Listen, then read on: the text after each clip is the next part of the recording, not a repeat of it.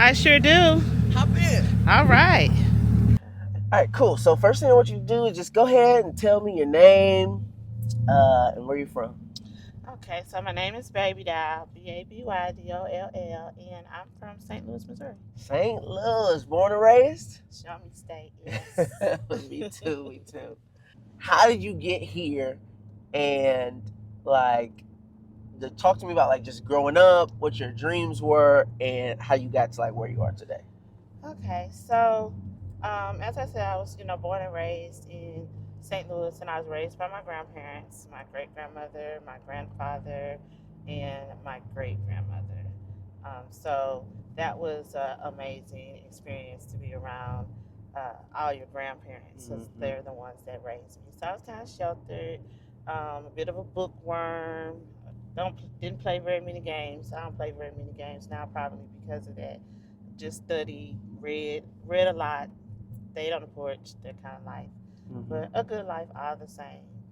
And that groomed me to, have some really high values, from being knowing how important school is, knowing how important it is to have strong relationships, what a relationship should look like, paying bills, that all that kind of thing. It gave me some really, really good values that I probably wouldn't otherwise have if I wasn't around, three seniors.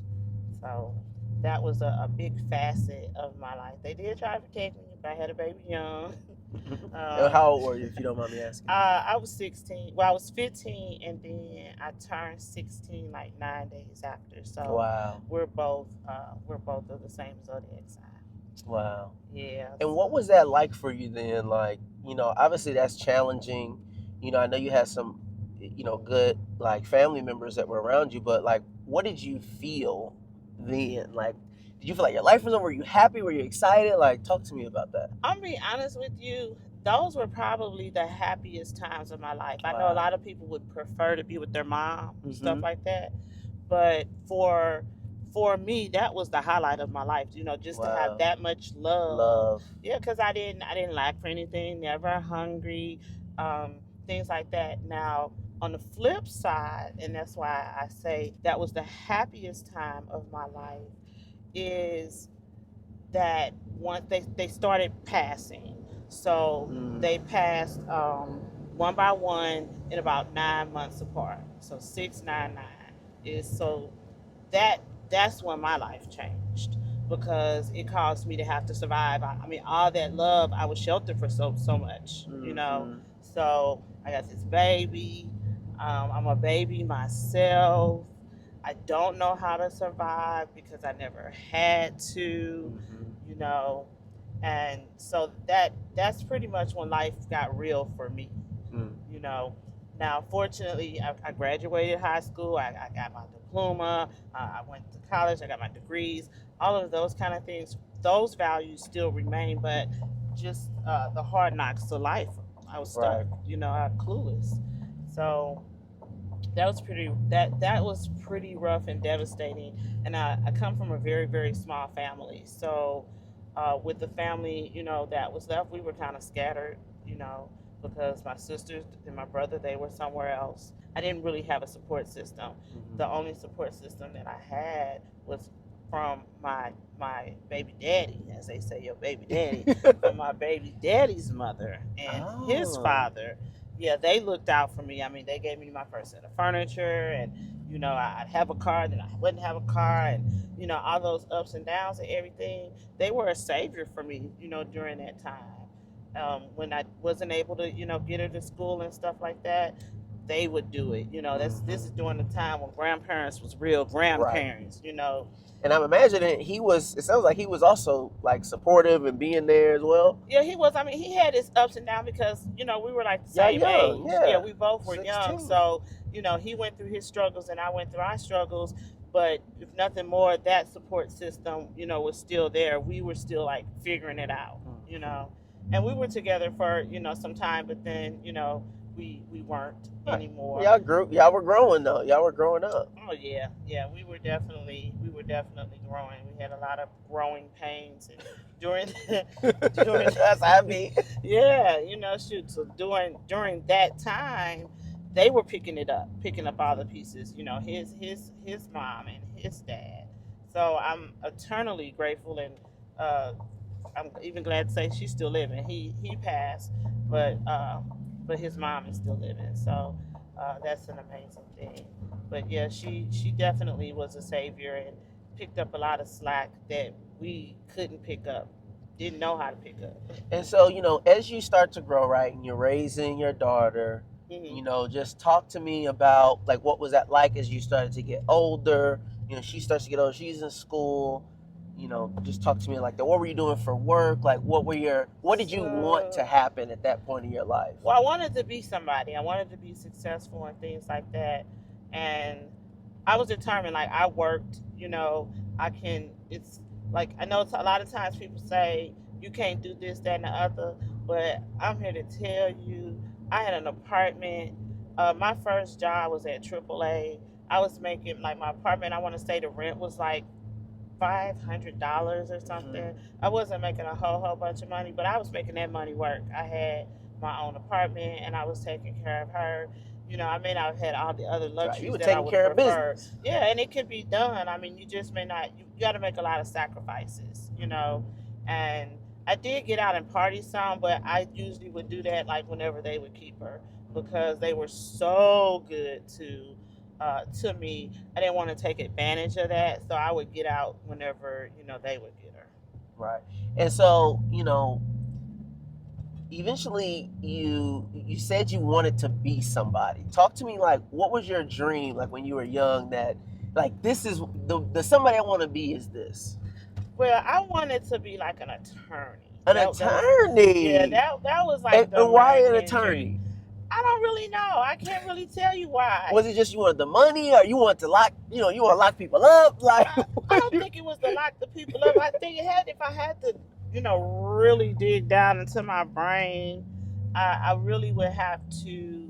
I would have to say it would probably be about the money because at that particular point, I didn't really have any passion about, I want to put the bad guys away or anything like that.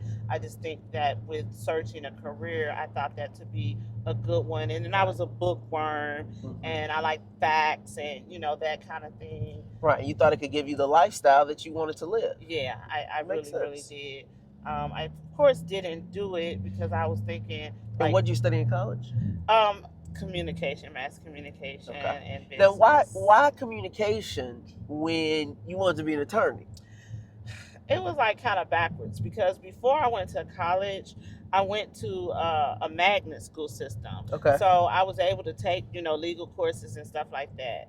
But I just kind of got thrown off because with trying to be a mom and with as much that was involved and all the schooling, I couldn't really get a handle on that because I also needed money.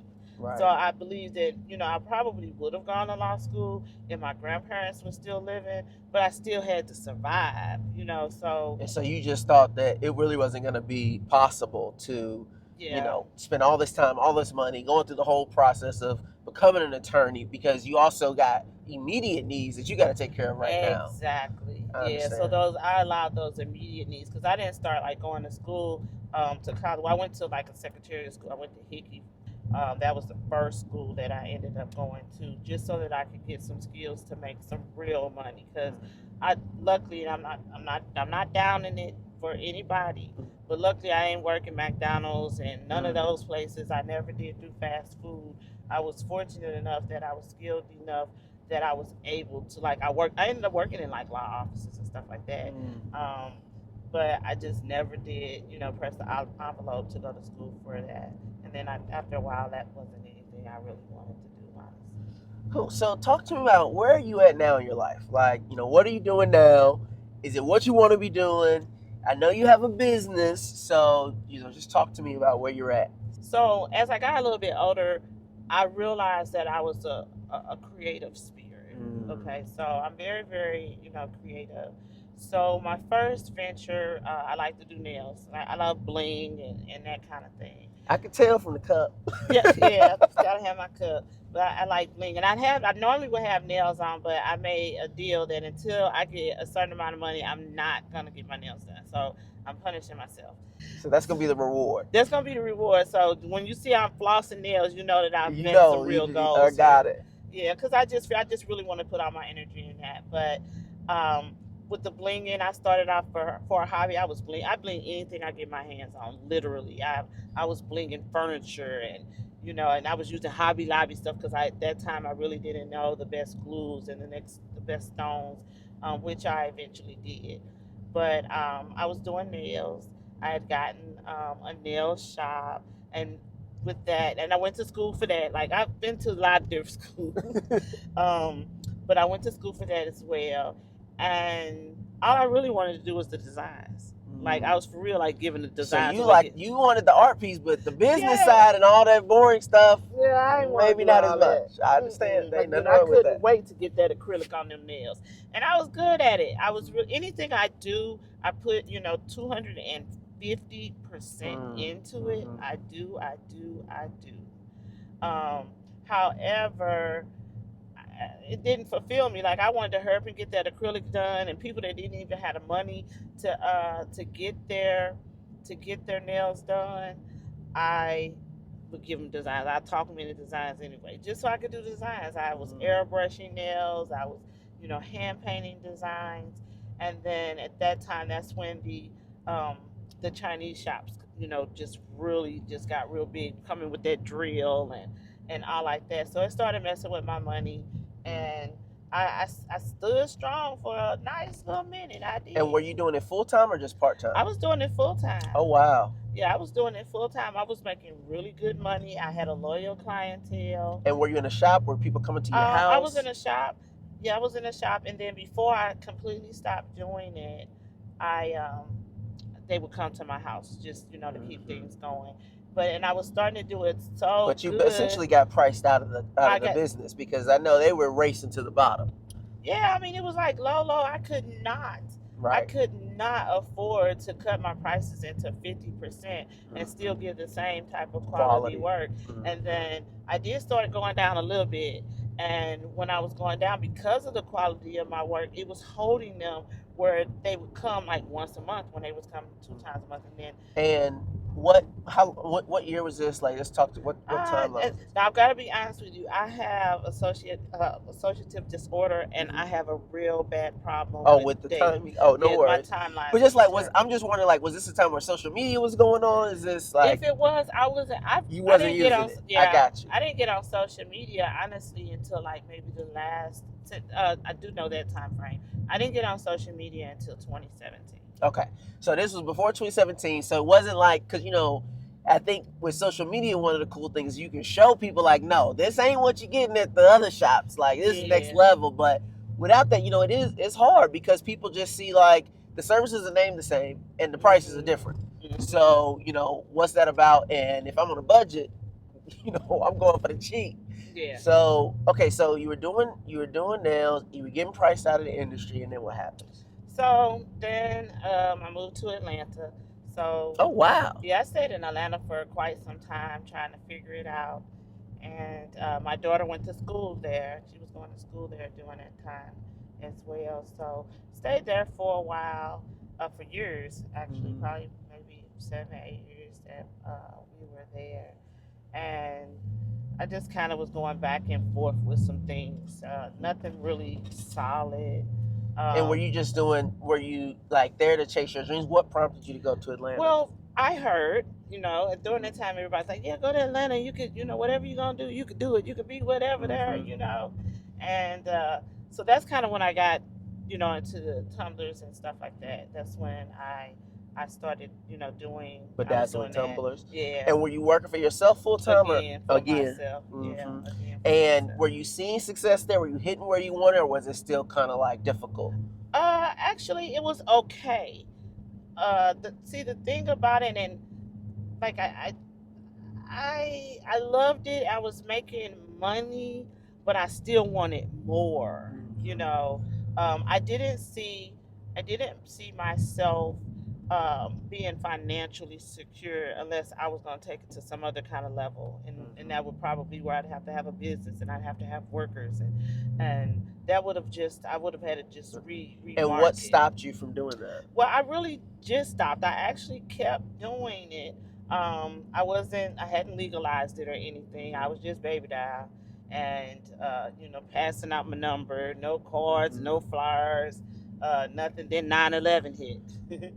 um, so that took like a step back again. I still was doing that, and then that's when Baby Doll Glam uh, was born. So and I was doing the tumblers and I was blinging them. But at that time, let me go back a little bit. Before the tumblers, it was actually glasses. They were actually pimp glasses. I'm and starting to wine see a glasses. pattern here. Yeah. We had the nails, then we had the pimp glasses, then we had the tumblers. And here's the reason why I bring that up, not to criticize or anything like that, but I just remember when I first wanted to start a business, I couldn't stick to anything. And one of the things that I found was that when you first start something, it's easy because the possibilities are endless, right? You get excited, you like, I can do this, and it can work out. And when you're, like you said, you're a creative, but you're even more than creative, you're a dreamer. And so like you can see things being, you can see things where other people don't see anything. Right. And that's a inherent trait I find of a lot of creative people. But what sometimes we get stuck with is we start something with this dream and all these possibilities, but as we start doing it, that dream and the possibility starts to fade, and we realize the reality of what it will take, and it gets difficult and it gets hard, and it's not as wow, the possibilities and all this stuff, because then we realize like it's gonna take me doing boom, boom, boom, boom, boom, boom, boom. And I know for me, when I first got started, I was quick to jump from this thing and be like, oh, it's not blowing up and making me all this money as quickly as I want it. So maybe if I do something else, it'll do the same thing. Do you think that had anything to do with it, or is that like not really the case? Well, I would say maybe a little bit, but I won't say completely. Only because Baby Doll Glam, I felt. Let me go back. When with the doing the nails, I honestly, as one person, now I might have a few regrets because I could have done the shop, maybe tried to get more people in. It had to be it had to be bigger, and things like that. But the responsibilities that I had during that time with having the shop that I had, I didn't foresee that as far as the income, because when we had my baby, I had messed up my credit and things like that. So now if I look back, okay, like fix your credit, do this, do that. But so I'll call that off to just being not mature enough to know how to proceed, and not having the right people in my life to give me a little bit. Not, I shouldn't say the right people in my life. I didn't have, and I'll still say the right people. Yeah, I didn't. There's I no one to didn't show have, you the way. right. So I felt like I needed to, move on. And Baby Doll Glam was doing, really, really pretty good. But then and it sounds crazy, but once I legitimized it. And by legitimize, you mean you filed like your LLC paperwork? Yes. So Baby Doll Glam is LLC. It seemed like that's when it turned left. Like I felt like I was making a whole lot more money when I was just doing it on the side. Why do you feel that way? Like what happened? I think what happened was I may have changed my values, with the business. I did a switch that I probably shouldn't have, because again, things started happening. People weren't really getting the pimp. Can you share that? Yeah, switch to happen? So the switch is pretty much, so part of it was me, because I saw, okay, that's when the sublimation tumblers and stuff became in effect. And then before it was Tumu, I can't remember, there was another company that was just using sheets. No, they weren't doing the Like hand, stickers. yeah, like stickers and sheets and rhinestone sheets and stickers and stuff like that. Okay. So that started affecting me, because after 9/11, and then as the years started going on, people were more price conscious, and I felt like, okay, you can't just go up on your price. Even I said, well, maybe if I deal with just celebrities, or if I just change my market that I am selling to, that may help me. Well, I mean, just because you have a celebrity, if your price is uh, 100, if they're not Swarovski stones, it can't. I can go up if I use better stones, but just because you're a star, you can't charge them $10,000 because they got money. You Mhm. still have to stay within your price regimen. So And so you felt like when you became an LLC, there was other cheaper options, and so that hurt you. yeah, I'll just keep it 100. One of the things about being legitimate, like, I didn't want to be in any trouble. See, the sad part of things are people want what they don't have no business having. So, and I'll break that down to you. So, with sublimation, Louis Vuitton, if you're not selling the real Louis Vuitton, that's counterfeit. Oh yeah, you can't sell So somebody yeah, else's logo, exactly. You somebody can't else's sell trademarks. exactly. So, with that being And said, is that what you were doing prior to being, yeah, some of it was, registered? You were yeah. selling, brand name logos. Yeah, people wanted Coach. People wanted that Right. because people weren't wanting the pimp glasses. Or let me take that back. They still wanted those wine glasses and things for birthdays. But listen to what I'm saying. And for birthdays and things like that, you only have a birthday once a year. You only have that big function once a year. So I wasn't attracting enough group or event business to keep that portion of it going. So I was like, okay, let's expand the business. Let's go ahead and do the sublimation tumblers. So with going with the sublimation tumblers, I would do some rest in peace, and I would do things like that.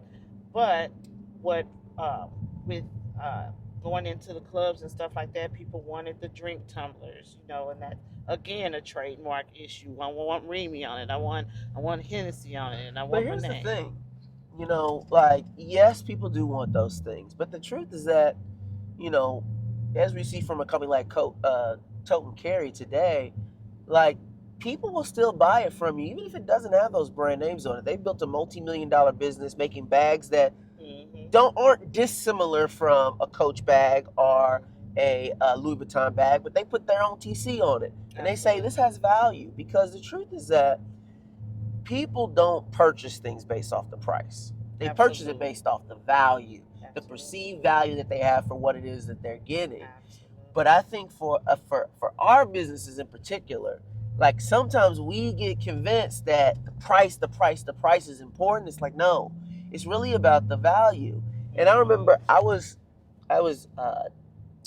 judging this Shark Tank style competition. And Okay. this kid comes in, he has this barbecue sauce, Hmm. and he's selling his barbecue sauce for like $2. And it's in 2022, like Okay. 2023. $2 for 16 ounces of barbecue sauce. I'm Oh like, now, wow. you can't do that. He said, but that's all they'll pay.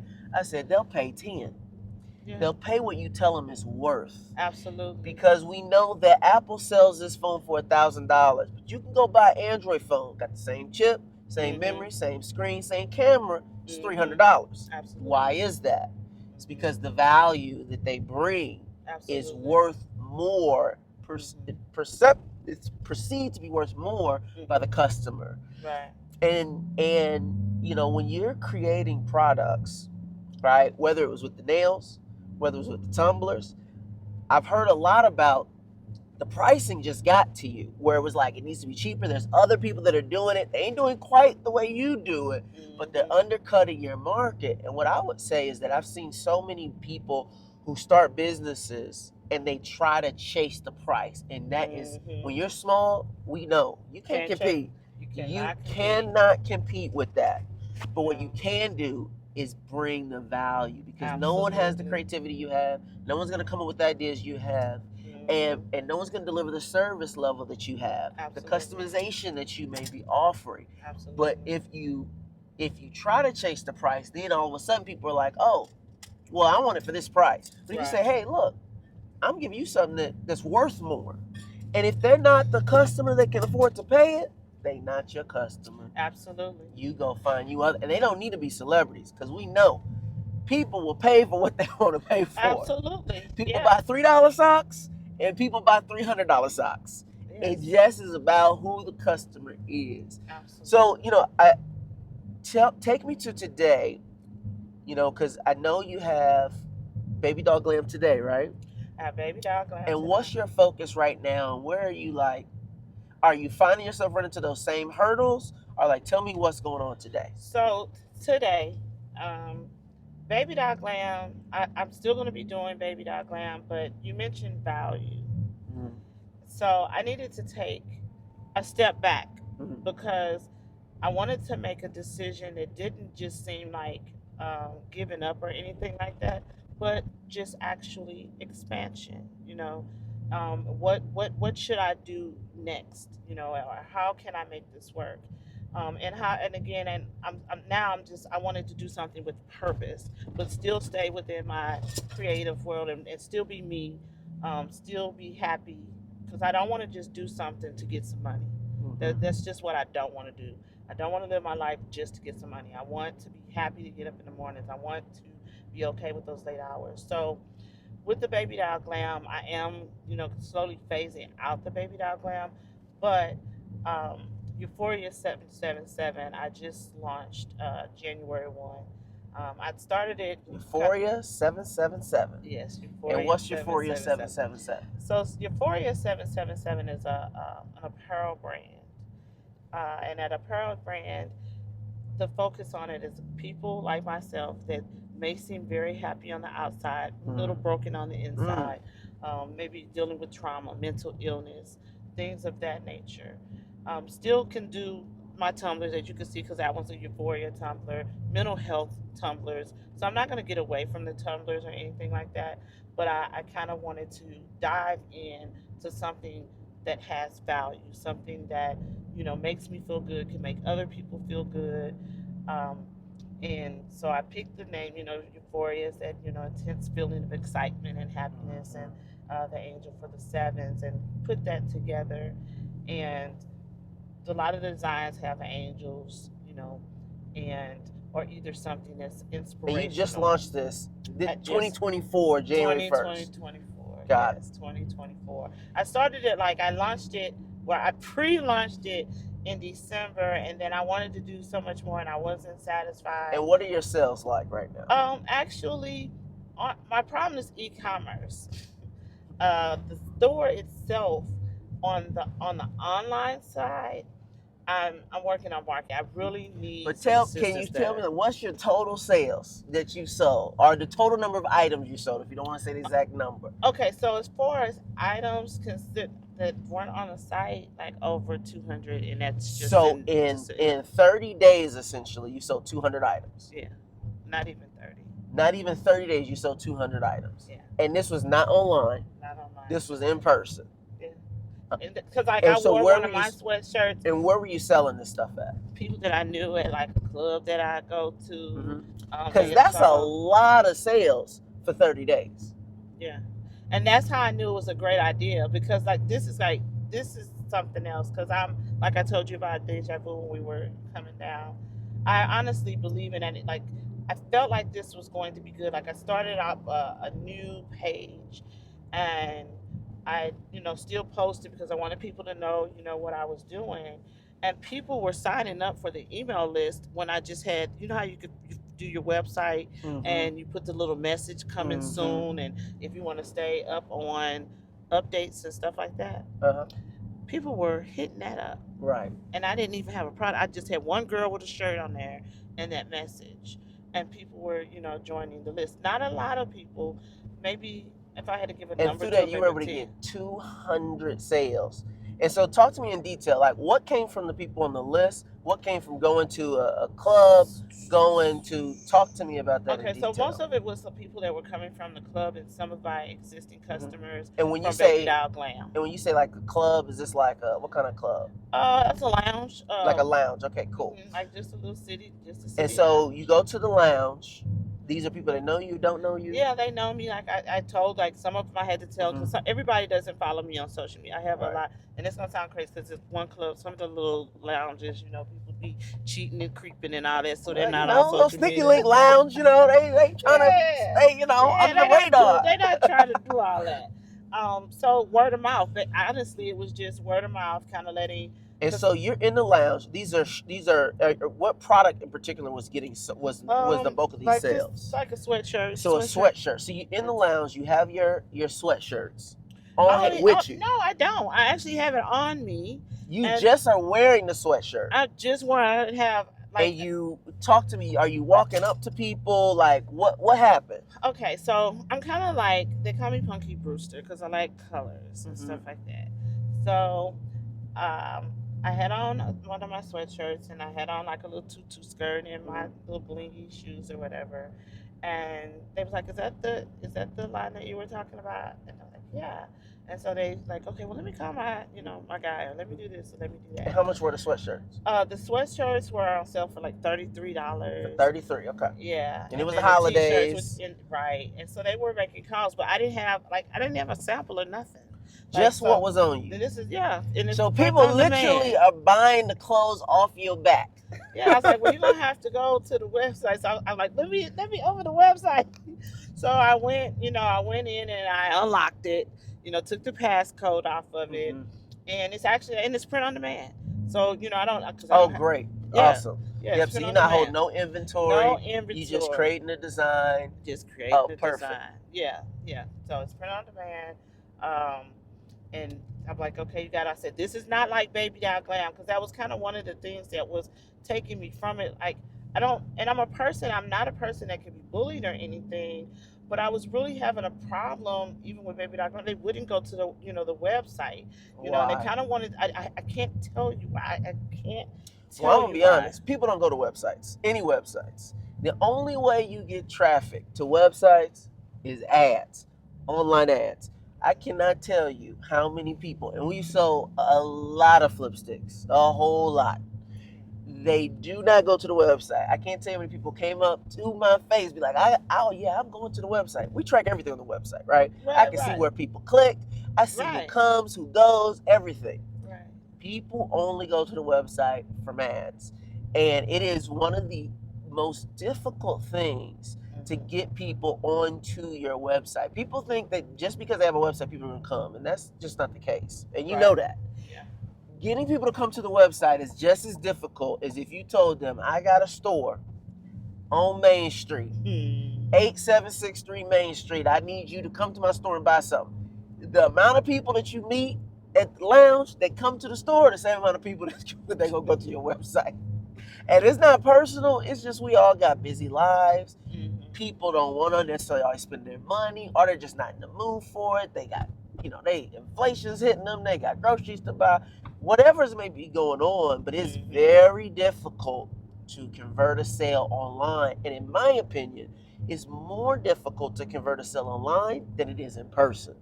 And so I do find it kind of interesting how you really did like this hybrid approach where you met people in person and then were able to get sales online. But to get 200 units sold like in a 30-day, less than 30-day period, that is an extraordinary, especially at the price point you're at, right, which is over $25. Absolutely. That's a lot of revenue, and that's more revenue than the vast majority of people who start a business are going to see in that short period of time. Right. So the question for you now is, okay, you have something that people want, right? They're ordering print on demand. Right. You're not having to hold a lot of inventory. Right. So you did that very strategically. So what's stopping you from going to a new lounge or a new restaurant every day of every week and constantly bringing in more and more sales? One, I don't drive. They got buses. What about the bus? I'm not gonna do that. But I will get an Uber. But listen, when I first got back from college, I didn't have a car.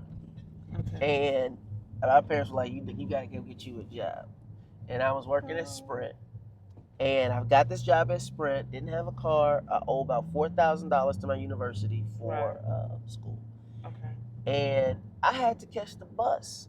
And it sucked. It was an hour each way to catch that bus. I took my bike, rode my bike to the bus stop because it wasn't close. Then hopped on the bus, spent an hour getting to Creve Coeur, Missouri to go to the store. Okay. And I had to do that every day. I had to do that every day for nearly 6 months. And sometimes I would have to take the bus just to go to a 1-hour meeting and then go home. Because I didn't work that day, but I had to be at the meeting. And so I would literally have to take a bus an hour to work, stay for a 1-hour meeting, and take a bus an hour home. It was horrible. Yeah. But it had to be done.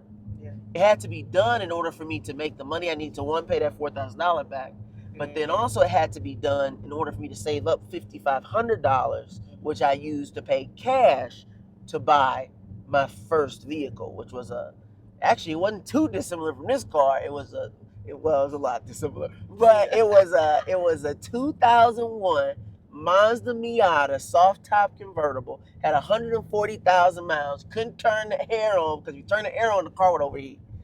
But that car allowed me to go to the next job, to go further away, to work in a store to make more money, and eventually allowed me to get more job. And I had to just swallow my pride. I'd never taken a bus in my life. I didn't even know how to get a bus pass at that time. I grew up very sheltered, went to a Catholic school, but it had to be done in order for me to take my life to the next level. So when you tell me that you can sell 200 units of product by going to lounges, right? 200 times just $20, right, is already, what is that, $4,000? So if you can tell me that you can make $4,000 in 2 weeks and all you got to do is hop on a bus, well, to me that sounds like in 2 months you could have a car. But you got to put yourself in those spaces so that you can then allow yourself to make that money. Right. And all of a sudden, you won't have to take the bus anymore, because if you can move product like that, then you can be in a car in 60 days. Easy 60 days you can be in a car. And Uber's expensive. You know, Uber gonna cost you $50 a day. But you can get on a bus for $50 a month, and then you can just make it happen. And I'm not saying that to I don't want to beat you over the head or anything like that. No, I hear what you're saying. But I'm just saying it because when you have a great personality already, and you started a number of things, and every time you start something, you have a lot of momentum, right? Mm-hmm. You start making sales, you start making money, you're paying all the bills, you're doing all that. And then it gets to a certain point, and you stop, and you're starting over. But because you're so talented, you've gotten away with it. You've been able to stop, restart, and do it again and again and again, over and over. Right. And I believe that if you take this next thing or any of the other things that you've done, I think you could take it past that point of it's paying the bills, it's doing pretty good, and take it to a level where all of a sudden you living real good. Right. But it's going to take being uncomfortable. Mm-hmm. And it may even take hopping on the bus. But it could take you to a point where instead of, it just allowing you to get by, it'll allow you to do some of the most extraordinary things that you've ever accomplished. And I know you can do it because you started, and you've already told me about 3 businesses that you already had several $1,000s in sales in. Yeah. But you haven't stuck with one of those through that really tough period in order to get it to the other side. Mm-hmm. And what you remind me of is, I remember with Flipstick, we were doing our sales, we got on Shark Tank, right?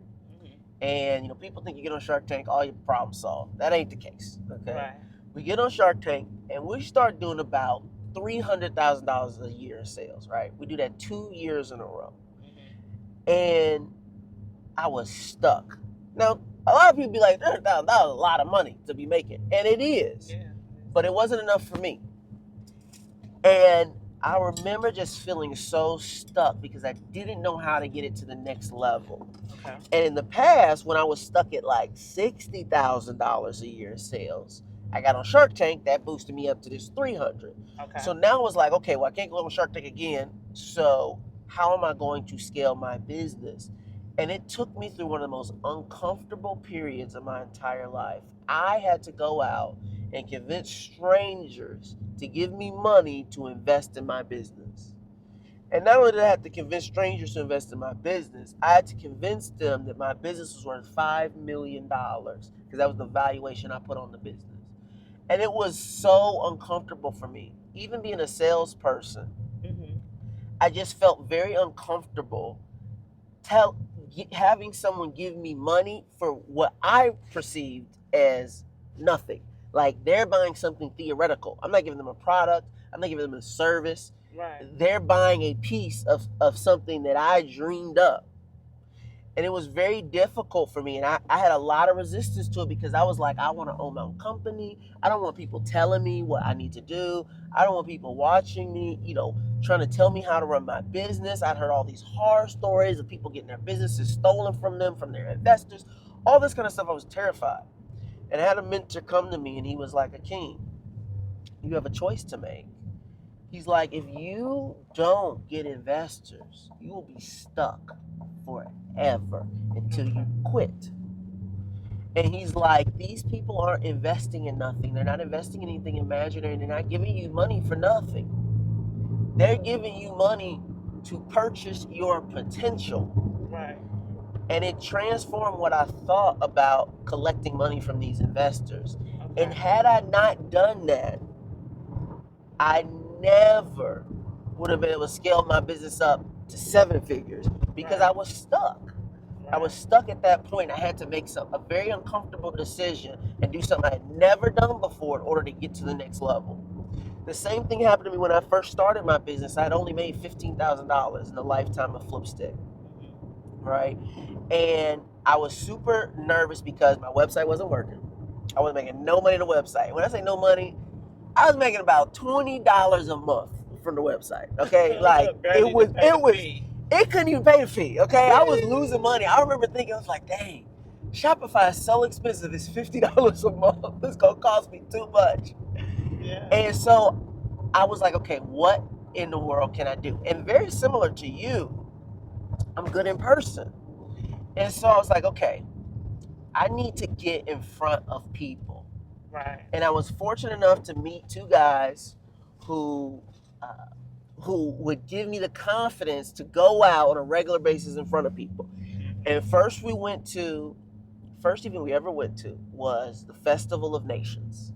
And we go to the Festival of Nations and we have no booth, right? We're there illegally. Oh no. And we literally are walking up to people and asking them, have you heard of Flipstick? We selling these like we selling drugs, right? Out of our back pockets. And we made $100. Okay. And when we made that $100, we went back the next day. We made like $150. Okay. And doing that sparked something in me to say like, okay, if I get in front of people, I can sell this. We kept doing it. We started to pay to go to events. We go to more events. But then I have this idea that I need to go to the mall. If I can't get the website to work, I need to go to the mall. But the mall was $5,000 to pay for the rent. And I was petrified. I wasn't just scared. I remember I went and I was talking to the 2 twins who had helped me out, and we were smoking weed. And I was so afraid of spending this money in the malls, like it can't work. And they were like, we should go to LA. We can make it out in LA. Right. Like it'll be easier. We can do this, that. I'm so fearful that I went and bought, instead of putting the little money we had made, which was like $15,000, $60,000 towards the mall, I go and I buy airline tickets. Because I'm going to run away to LA. And I was tripping. And I remember I go back to my room and I start breaking down. I'm crying. I'm like, what am I doing? I can't believe I just spent this money on these airline tickets. I end up calling my mom, crying, sobbing on the phone. I can't figure this out, right? And this is only I started the business in March. This is October. So it ain't been that much time. Right. But I'm terrified. I'm terrified of taking this big step, spending 1/3 of all the money that I've made, Right. spending 70-80% of the money that I got on taking this big step. And I remember my mom was like, Akeem, it's gonna be okay. In the morning, you're gonna call the airline. It hasn't been 48 hours, and you're gonna get a refund on these tickets. And we're gonna go to the mall. And she went with me into the mall, and we negotiated the price for the booth. And I was so scared because I was taking such a big risk. But yet, if I hadn't taken that big risk, the first day at the mall I made $500. The second, $600, then $700. I mean, I'm making $30,000 in 2 months. 2 months, I made $30,000 selling Flipsticks for $10. And if I hadn't taken that leap of faith, it was incredibly uncomfortable for me. Right. If I hadn't taken that leap of faith, none of the rest would have ever happened. And so for you, It may be the mall, it may be the lounges, it may be something, but it's gonna be uncomfortable. It's gonna be hard. It's gonna be difficult.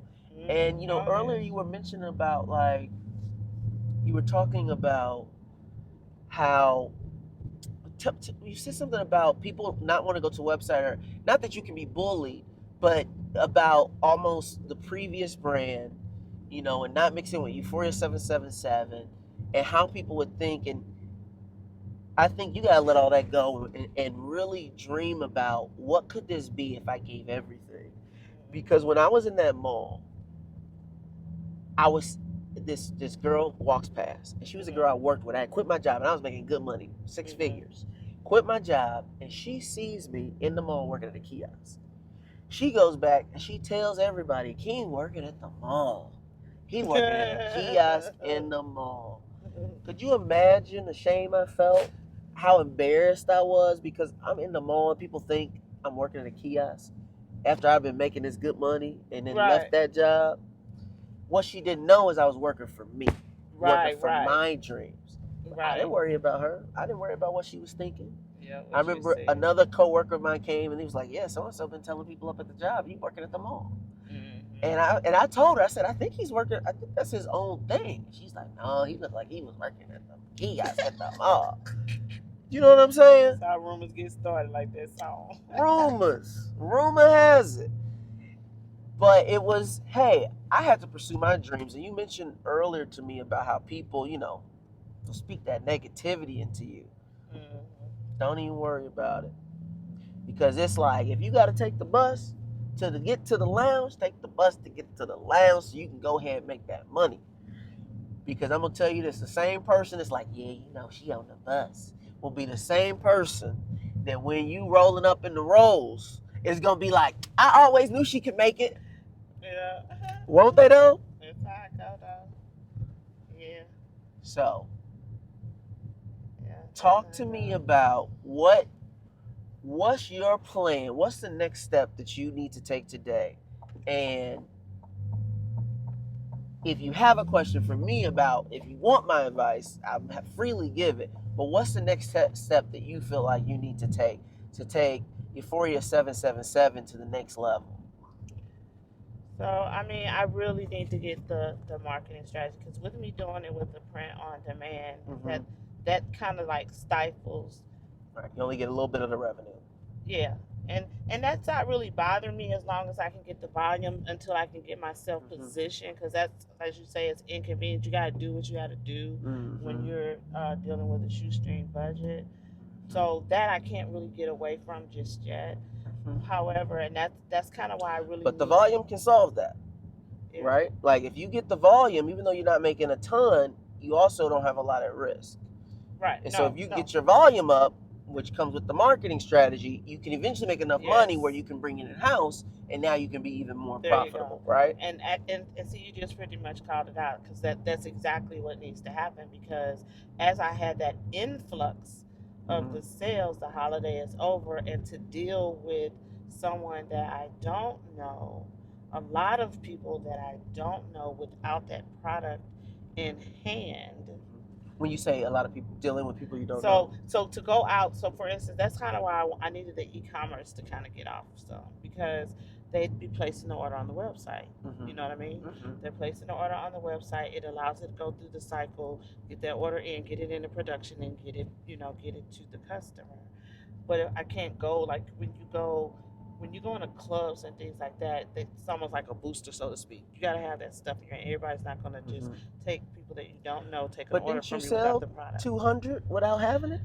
Yeah, but those were people that I knew. These are all your friends. Got you. Previous customers, things like that, from people that trust me, know me. So they were really doing it to support you. Yeah, because see, there's a way I can put manual orders in. You're giving me money, I can put the order in manually. And for those that don't want to go to the website, they don't have to go to the website, because I got Square. I have alternate ways of right, but you don't have any inventory. But I don't have any inventory. Right.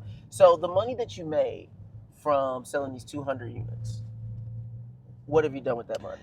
One, I paid bills, and then the reinvestment part was to get some samples, because I didn't I didn't have any samples. Mm-hmm. And so, did you get the samples? Mm-hmm, yeah. And so, how many units of samples do you have now? Now with the samples, I only know this is gonna be weird. I had gotten like 20 different samples, and then Okay. one, two, probably 6 or 7 I kept so that I could, be able to, Show it show it off. off or whatever. And the others you sold, I'm guessing? Yeah. Okay. I had them sell. So. And so what? So you've kind of exhausted your friends, right? The friends went, they bought the product, they supported you, which is good. Because listen, some of us, Kate, and we went to our friends, we may sell 6. Yeah. So I think. Well, they friend customers, so let's change it.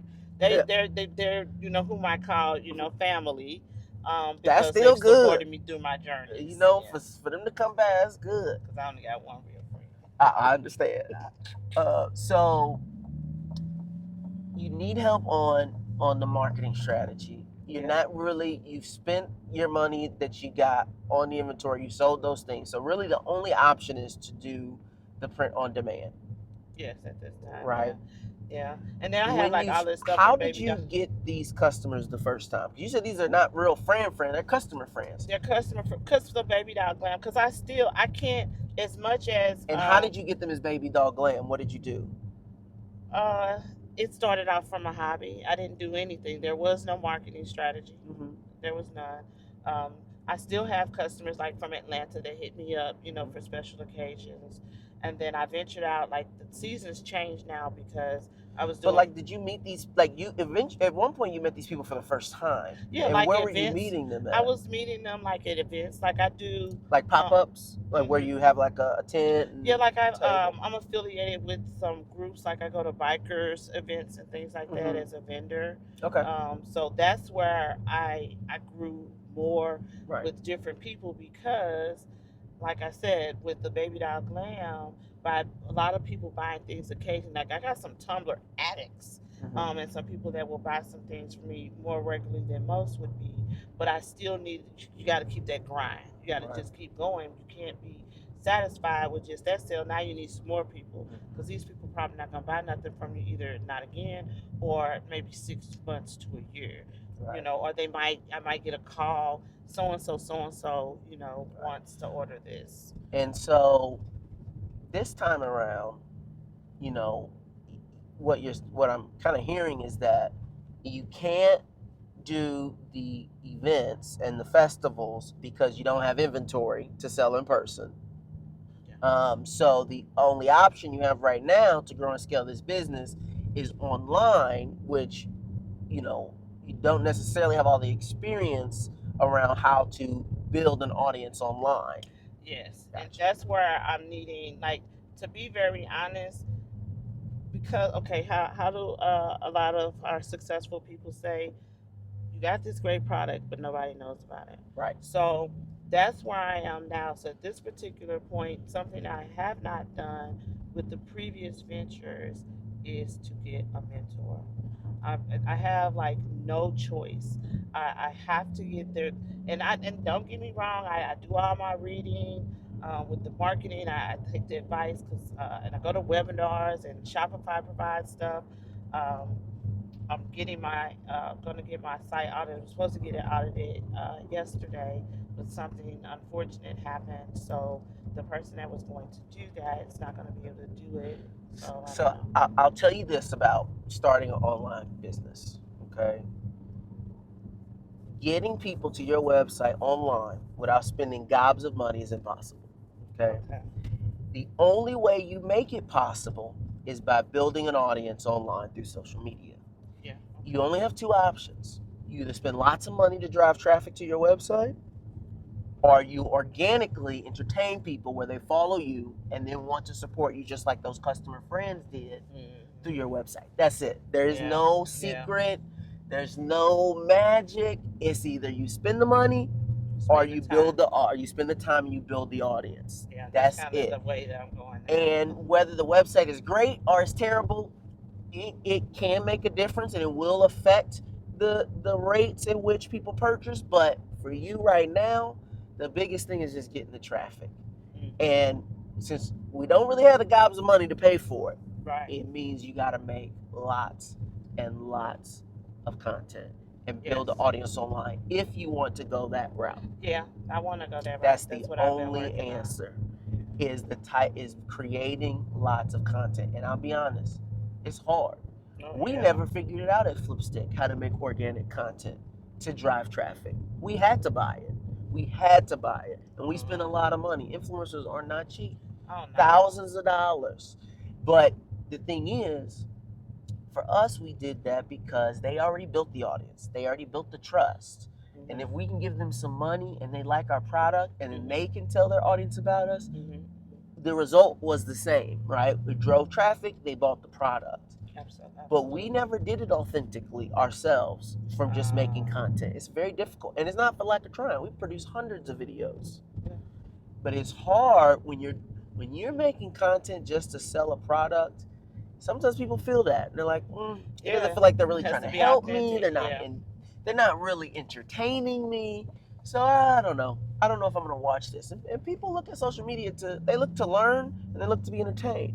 And so if you're not teaching them something and they're not being entertained, they're not really gonna follow you just for a product. Mm-hmm. And so if you want to go the route of selling online, you have to pick those lanes or pick both, and content every day. It's as simple as that, but also it's complex. Because I had to really get on my. So consistency is, is a beast, and it's hard. And but I mean, like I listen to a lot, and I know, but I've been in business long enough that I do know some things that I just sometimes just like, girl. And that's what, like, look, I'm in the same boat. Sometimes you just don't feel like it. You know what I'm saying? And I do agree, like, having a mentor is it. Sometimes when you're in business for yourself, there's nobody to hold you accountable. There's nobody to say, did you make your content today? Did you go and message 10 people today? Did you go out and do this today? There's nobody to ask you or force you to do any of that stuff. Right. So if you're not feeling it, you may just not do it.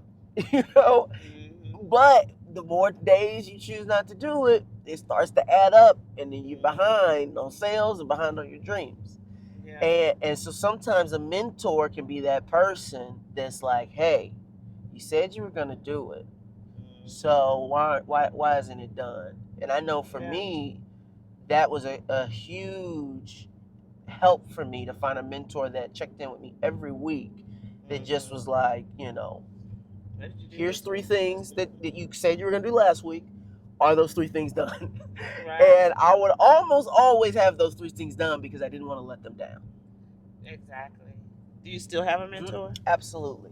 Look, I'm a big believer in mentors, which is why one of the reasons why I have this show, but then also one of the reasons why I do mentorship. But I get asked to do tons of mentorship for people. So I do charge for mentorship programs, and I charge, and it's not that I never do them for free. I'm in Big Brothers Big Sisters, and I do them that way. But one of the reasons I do that is sometimes I've found that when people spend money on mentorship, they take it seriously. And it really is only about taking it, like, really being committed. And one thing that my mentor said to me once, because I asked him, I was like, you've been mentoring me for 2 years. Why? And he's like, you got something that's rare. He's like, you're coachable. And he's like, most of the times when people don't mentor people, it's because they're not coachable. And so I find when people spend their money, they become very coachable. And they start doing things because they've invested. Just like those investors invested in me, and I started getting my act together. Like, when people make their investment, like, they really want to see things, kind of go to the next level. But I always tell people too, like, a lot of the answers are very simple, and it's not required to get a mentor. If it helps you, great, do it.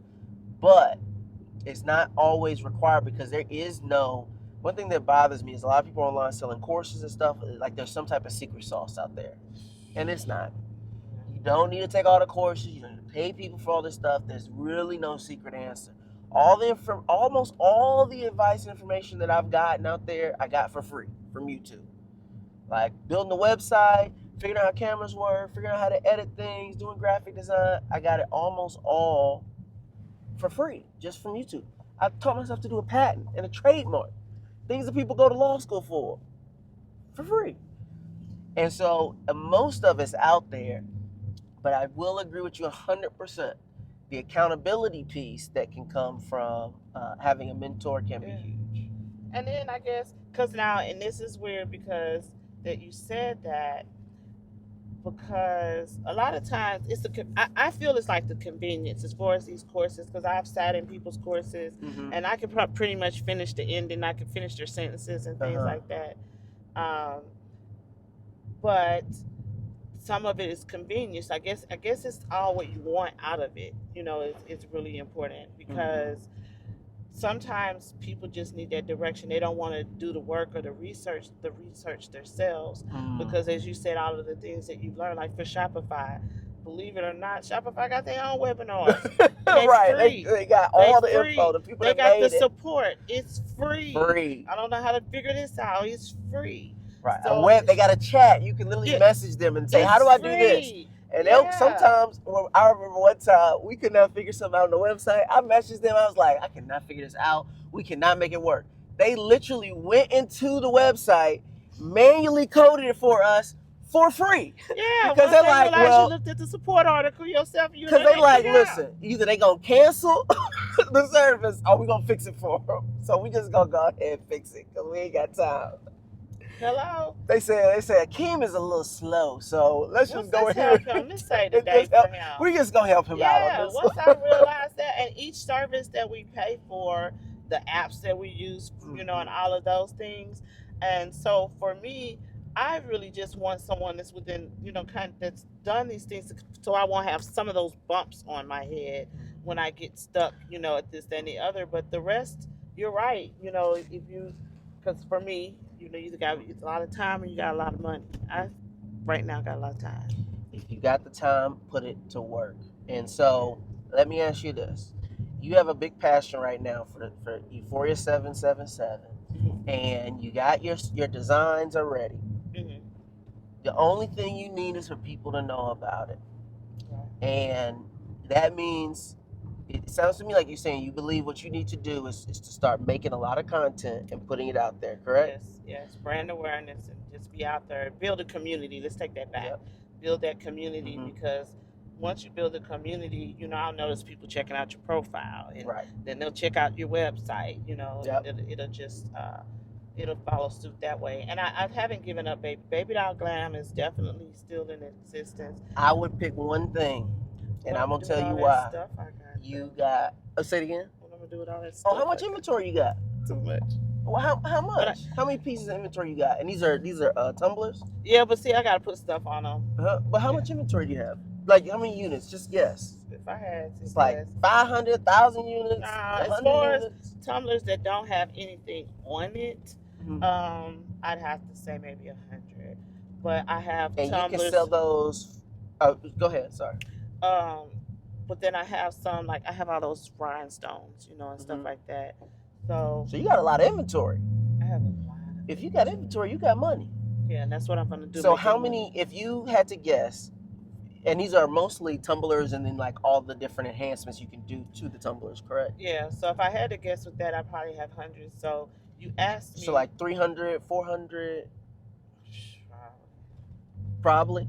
Yeah, but it takes like me some time to make them and get them. Okay, yeah. So here's what I would recommend. This is if I was you right now. This is what I would do. Okay. I would take what you got. Right. Because you already, and there's nothing more powerful, especially for you, I think, to be able to sell in person. And you're handicapping yourself right now by going into a venture where you got to get online.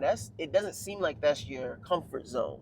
Like, it seems like you're really good at these festivals and events, like in person, in front of people. Well, not really. I'm really not. But the events I'm a lot better at. I'm really an introvert, honestly. Like that's probably, I did so well at places that I'm comfortable. But as far as me to like walk up to people and things like that, not me. But the events, because I'm sitting at the table and I know how to do things to draw them to the table. And once they come to the table, because I usually pay somebody, to do our flyers and say, "Hey, she's over here." I'm not that outspoken. I'm not. I'm more of But the. if you're not an extrovert, it sounds to me like it's gonna be hard for you to motivate yourself to do a whole bunch of content creation. Well, no, because what did you just say? You got to do something uncomfortable. Something got to That's give. true. So at this particular point in my life, I Mhm. know what I'm lacking, and it's the Mm. biggest reason. Uh, it's the biggest reason why some of the things that are not where they need to be is because of me, Mm. and I'm willing Mm. to accept that. You know, that is so powerful because so many times we want a lot of people blame everything else, but they don't look in the mirror. And one of the most powerful things about just admitting to yourself, hey, it's me, is that you can change me. You got full control over me. And I remember there's this guy, Jim Rohn, who I listened to, and he's a motivational speaker from like the 20s, 30s, 40s, 50s. He may not be that old, 80s, I don't know. Anyway, he old. And he says when he was like 25 or something, he had a kid, he didn't have any money, and he found a mentor. And the mentor asked him to write down why he wasn't a millionaire. He said he wanted to be a millionaire. He said, why aren't you a millionaire? He writes all this stuff down. My job don't pay me too much. This, I had a kid young, education, blah, blah, blah, blah, blah. And the mentor looks at the list. He's like, there's one problem with your list. He's like, what's the problem? You ain't on it. He's like, the reason you're not a millionaire is you. And so just taking that step to admit that's the first step, because now you can change that because it's seriously. you. And I'm gonna be transparent about something because I was in an interview on yesterday, and I left out something more important than having a kid young and stuff like that. And it's actually been one of the biggest barriers for, honestly, why I've kind of like not allowed business to excel in the way that I've wanted it to excel. And it's part of trauma. I was in a very domestic, um, violent, toxic type of relationship. One of those you hear on TV. Only way out, is in a body bag type of situation, and he was pretty, prominent, um, in the streets and pretty prominent, socially. Period. So I kind of hid behind that, for some time, and I just woke Was this in St. Louis or in Atlanta? This was actually in St. Louis. So did it have anything to do with why you went to Atlanta or no? It was one of the reasons. Yeah. So, and but it's like I can't just keep hiding from everything. He's living his life or whatever, and so I just pretty much like prayed on it. Like, how long am I going to allow this relationship that I'm no longer in to still control my destiny? And I'm not the first person that's ever done that. I just have to feel that God has I'm protected. Another reason why Euphoria 777 is such a positive blend, uh, for the name of my company, but the brand. But that's pretty much like I now need to do what I need to do to be able to make that 6 7 figure, because I'm not going to be able to do that without And can I getting ask you a myself question? out there. What was it about being in that situation, right, with that guy, that you feel prevented you from becoming the fullest version of yourself? Because in order to really be able to grow, like now in 2023, 2024, it's social media. You can't, unless you have a different type of lifestyle, and you're around a different setting or something like that. You've got to be more social. People are not buying from a meme or from an avatar. Right, You've they got want to you've buy got from a person. they want to buy from a person.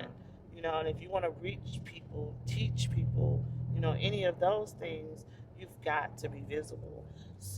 And so, did you feel like, and how did he prevent you from doing that? Not wanting to run into him, socially, or So anything like that. you trying to stay hidden Right. so that you don't have to have him show back up in your life or have any effect on, what's going on with you. And so in order to do that, you chose to stay hidden. Right. Mm. Wow, wow. And I think like so many people, especially today, like we hear about, there's been this reckoning that's happening with the Me Too movement, but that's something that people talk about a lot, right? Is like who this person is, and this person that you talked about, like you said, he's well known enough that here a whole nother side of your life, even though you've escaped that situation, like it's still affecting you, Yeah. and it's prevented you from chasing after something totally, you know, outside of the relationship because you are trying to really protect yourself. Right. You're trying to protect yourself from what you experienced before, and what's been happening is you've been hurting yourself in Right. the attempt to try to protect yourself. Right. You've been limiting your potential. Absolutely. Mm. Yeah. And what is it about now that you said, you know what? I'm not gonna allow my past and past people in my life to limit my potential anymore. I'm not gonna let them dim my light because we all know that's what they want to do. And when they see you shining too bright, they want to dim it down because let's be honest, a lot of times it's because their own ego. They say, no, I can't let them shine brighter than me. So let me dim their light. But you've decided, like, no, I'm not gonna do that anymore. Why is that?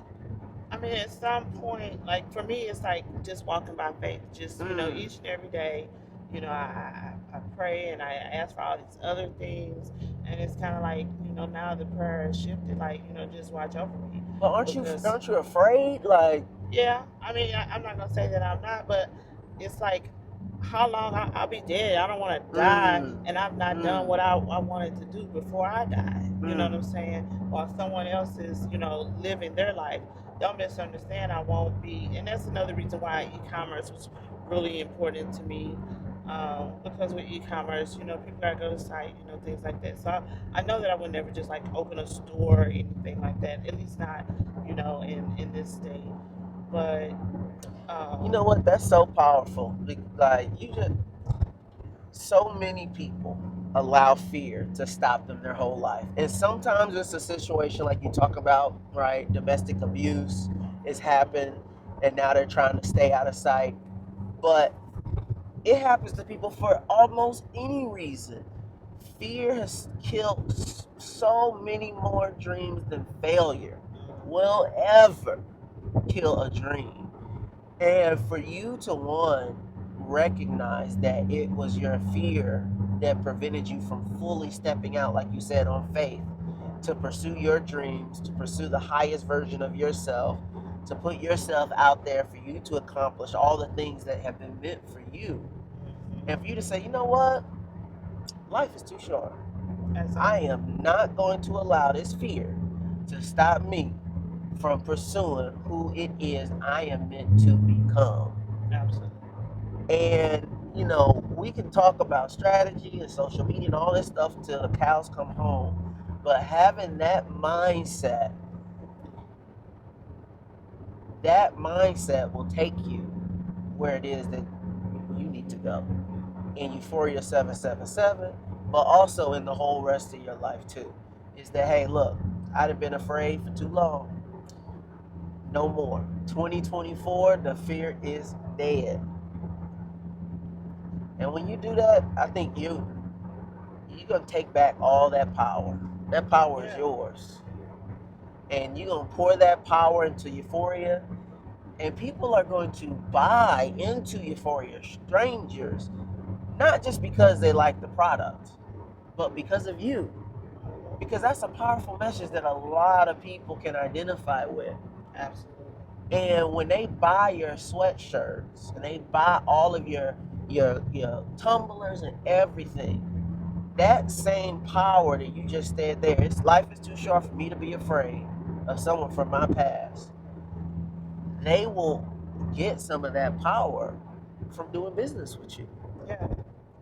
And that's worth more than any amount of money they can spend on apparel or tumblers or anything. Yeah. Because that's giving them something within that usually money can't buy. But you're pouring that into your product. And the more you share that, Yeah. the more you tell people about your story, where I've come from, what I've been through, and what I've decided to no longer stop me anymore. And that's why this brand exists. And that's what I feel when I put this, you looking at this sweatshirt like it's cotton. I put this sweatshirt on like it's armor. Right. What you said.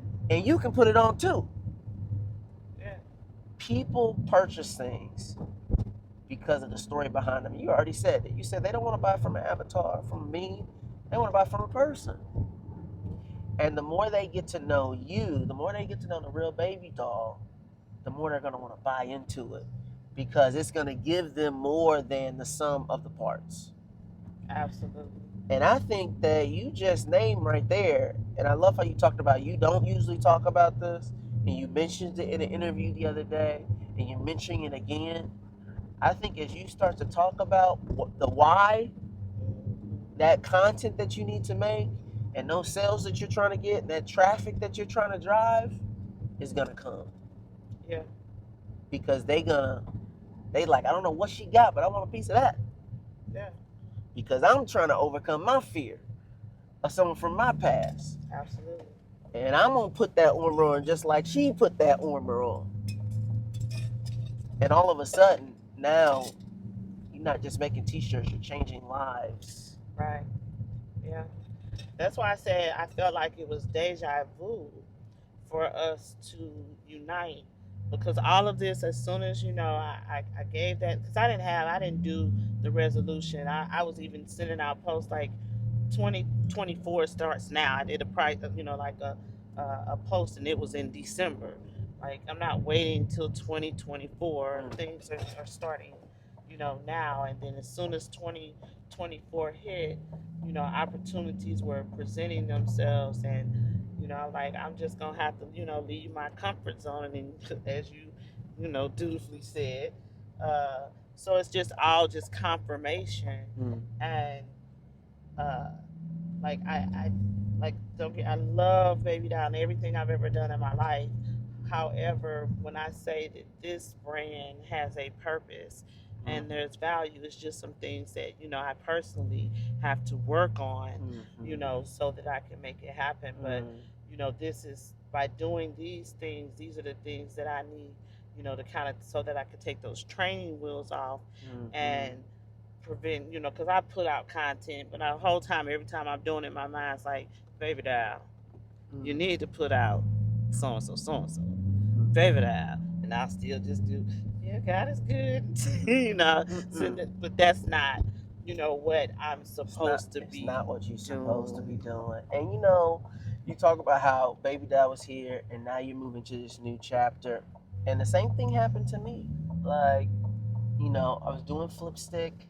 And from the outside, it looked very successful. And we sold a lot of product, and it was great, and it was fun. Right. But then at a certain point, the universe, God, whatever people's belief systems are, tells you it's not what you're supposed to be doing anymore. It may have been what you're supposed to do last season, but it's a new season. Okay. And I got new plans for you. And so for me, it was one of those things where I was like, I had to be pushed to no, it's time for you to teach, and it's time for you to speak. And it's time for you to breathe life into other people the same way that I've sent you people to breathe life into you. And I think that what you're experiencing is probably fairly similar, where it's like, okay, this was great, and you got all this creativity, and the products are great, but now it's time for you to deliver these products that have a purpose and for you to share that purpose with the world. Right. And I think what's going to happen is not only will you give people that authentic version of yourself. Exactly. But you'll get rich while doing it. Right. Ain't nothing wrong with that. And ain't nothing wrong with that. Yeah. And and it's funny that you say that because someone shared a post with me today. You want me to let this out there? Somebody shared a I just want to garage. Somebody shared a post with me, and it was about an interview, and I can't remember her name. Her name, but she was talking about media training, and she was saying that she was saying that it's not the product, just what you, it's not the product. You got to find you. You got to Mm. sell, You you gotta know, find you you. got to find you. Mm. You got to be authentic. Your authentic self is Mhm. what's going to move whatever it is you're promoting. Whatever it is, doesn't matter what it is. You've got to promote yourself. Mm. And that is so so true. Let me see if I can find it. Well, listen, you know, I'm excited to see where the next chapter of your journey is taking you. And I'm excited to see you put the content out and sharing with people, why it is you're doing what you're doing, why the apparel exists, and what it means to you. And I think it's going to resonate with a lot of people. Yeah. Well, listen, we had a nice drive. We did. I enjoyed the You know, ride. even though it's snowing out here. I don't know if y'all can see it, but it is snowing. I know, right? So, listen, where can people find you?